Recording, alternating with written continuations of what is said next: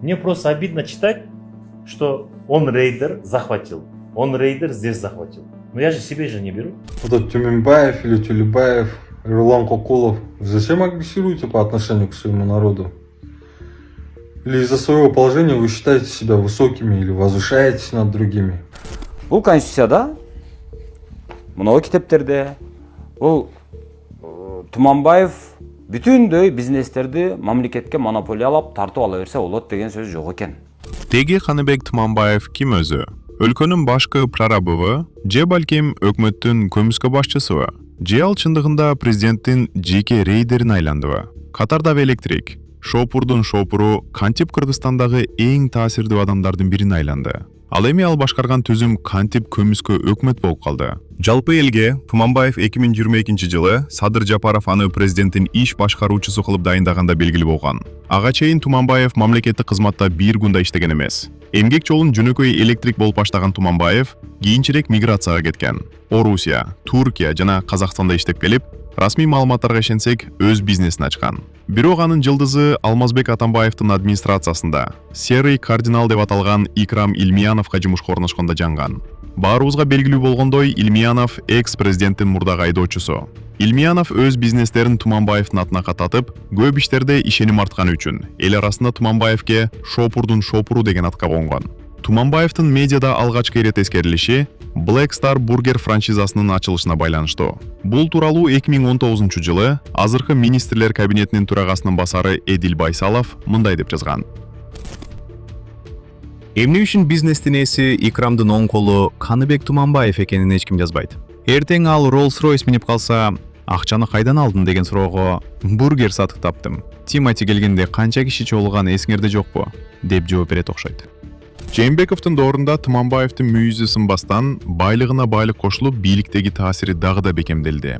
Ал шайлоо учурунда мурдагы президенттин ишенимдүү адам болуп, кийинчерээк чуулгандуу Биримдик партиясынан депутаттыкка талапкерлигин койгон. Октябрь окуялары башталып кетип, мандатка ээ болбой калганда Туманбаев катуу иренжисе керек. Бирок тагдыр ага алда канча жогорку кызматтарды даярдап жатканын ал кезде ким билиптир?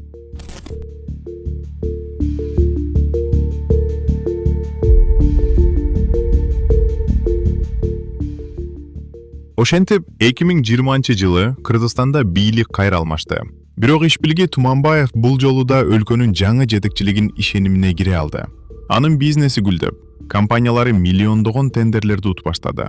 Иликтөөчү журналисттер ошол кезде Туманбаев да түгүл темир жолдун кожоюну деп атап жүрүшкөн. Коленкадан тышкары Туманбаевдин Кыргыз темир жолуна кандай тиешеси бар? Келиңиздер, муну да түшүнүүгө аракет кылып көрөлү. Бул Батырбек Жантаев. Ал Саяскак компаниясынын директору болгон. Ал дагы Кыргыз темир жолуна материалдык техникалык камсыздоо боюнча өткөрүлгөн тендерин дээрлик 55 миллион сом сунуштап утуп алган. Кийин эле Батырбек Жантаев Кыргыз темир жолдун аталган филиалын жетектеп калат. Анан дагы Кош тамчы фирмасында Туманбаев дагы, Жантаев дагы жетекчилик кылышкан. Киреше табуу маселесине келгенде Туманбаев үчүн чындыгында эч кандай ыйык нерсе жоктой. Анын ысымы Азаттыктын муфтияттагы коррупция боюнча иликтөөсүндө да аталат.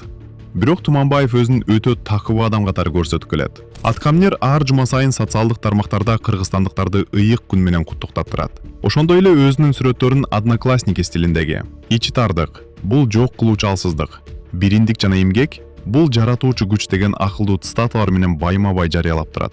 Мындай контент өз аудиториясын таппай койгон жок. Туманбаевдин Instagram баракчасына 1 миллион 800 миң адам жазылган. Бул сан өлкө башчысы менен өкмөт башчысынын катталуучуларын кошкондон кийин 4 эсе ашып түшөт.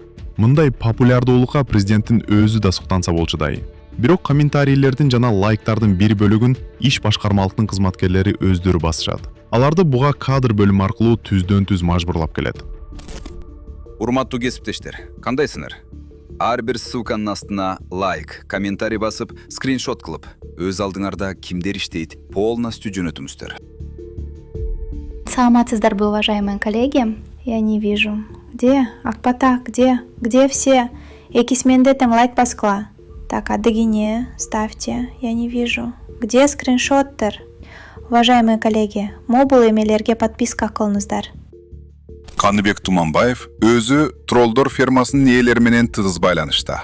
Алар керек болгондо таасирлүү аткаминерди колдоп берүүгө даяр.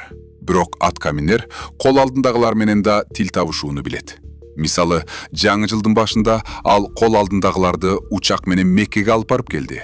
Бир нече жогорку кызматтагы адамдардан тышкары, бул сапарга президенттин иш башкармалыгына караштуу мекеме уюмдардын жетекчилери да барышкан. Аткаминерлердин бул жапыртажылык сапары канчага түшкөнү жана ал каражат кайдан келгени боюнча эч ким ооз ачкан жок. Ал ортодо Туманбаевдин өзү дүркүрөгөн байлыктын ичинде чалкып жүргөн кези. Социалдык тармактарда анын болжол менен $17.000 сааты жана кеминде $65.000 турган Genesis G90 автоунаасы талкууланууда. Трец социалдык тармагында көтөрүлгөн дагы бир тема Туманбаевдин УКМК тарабынан бекитилген жан сакчылары. Анын статусуна жараша бодигардтар берилиш керекпи жана буга канча акча сарпталат? Туманбаевдин жактоочулары аны өлкөдөгү 3-чү адам деп атап, таасир жагынан премьер-министрди алда качан артта калтырганын айтышат. Негизи ал кызматтык батир, автопарк жана мамлекеттик резиденциялардагы той аштар сыяктуу чарбалык иштерди гана тейлеш керек эле. Казакстан, Орусия, Өзбекстан жана башка өлкөлөрдүн президенттеринин иш башкармалыктары ушундай эле системада иштейт.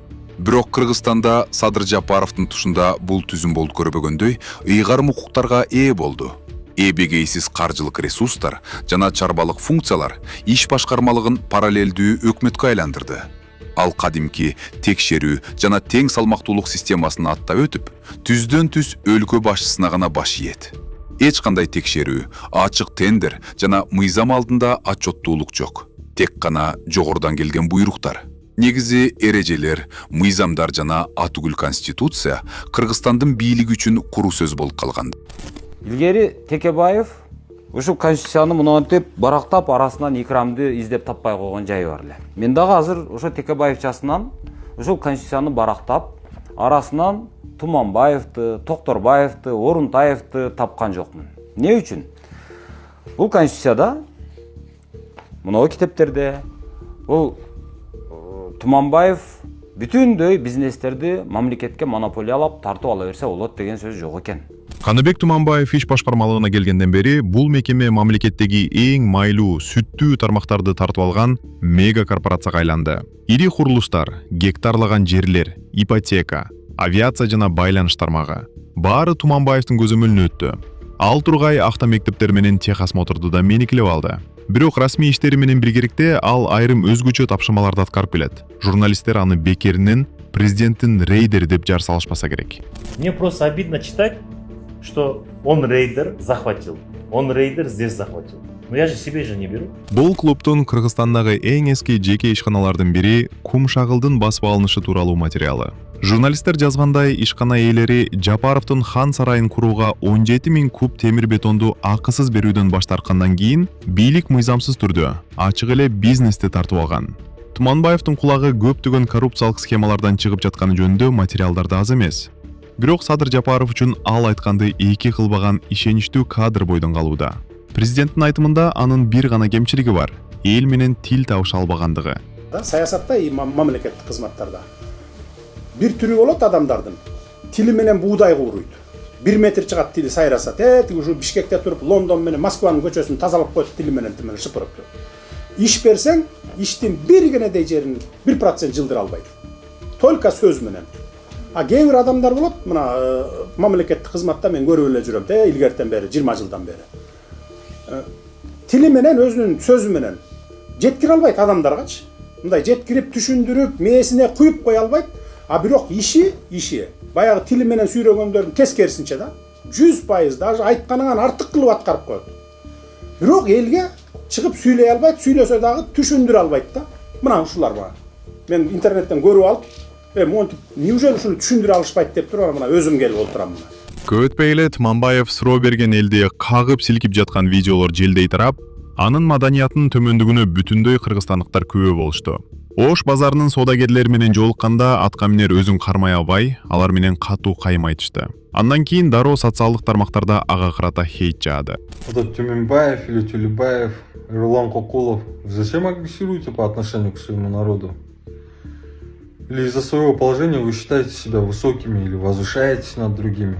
Если вы не уважаете свой народ или не можете уважать, зачем вы сидите тогда в госдолжностях? Уходите из государственных должностей.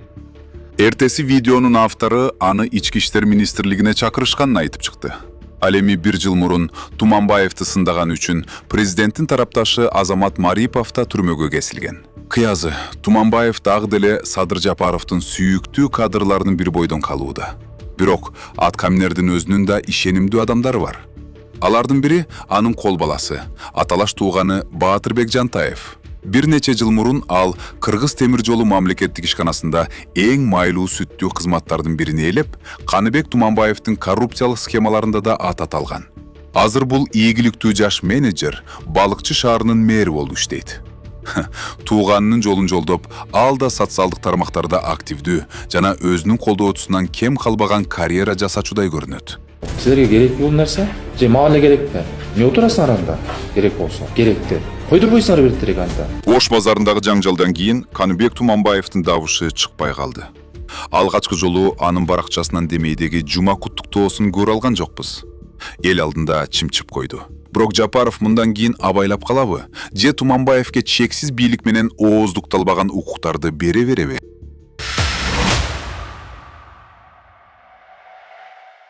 Бийлик биздин оозубузду жапканга аракет кылып жатышат. Камоо, кугунтук, басым, кысымдар. Бирок биз ушундай тоскоолдуктарга карабастан ишибизди улантып жатабыз. Бизди Patreon'dan колдоңуз. Бул эмне үчүн маанилүү? Сиздин колдооңуз бизге көз карандысыз иликтөөлөрдү жүргүзүп, коркунучтарга карабастан чындыкты айтууну улантууга мүмкүнчүлүк берет. Бизди кантип колдой аласыздар? Төмөнкү шилтеме аркылуу өтүп, Кемиров Live Patreon баракчасын ачыңыз. Өзүңүзгө ылайыктуу катталуу деңгээлин тандаңыз. Сиздин колдооңуз бул чындык үчүн салым, ал эми биздин бонустар бул жөн гана кошумча белек. Картаңыздын маалыматтарын жазыңыз же PayPal'ды тандаңыз. Ушу менен болду. Биз чындык үчүн күрөштү уланта беребиз. Көз карандысыз журналистканы колдоңуз, шилтеме төмөндө.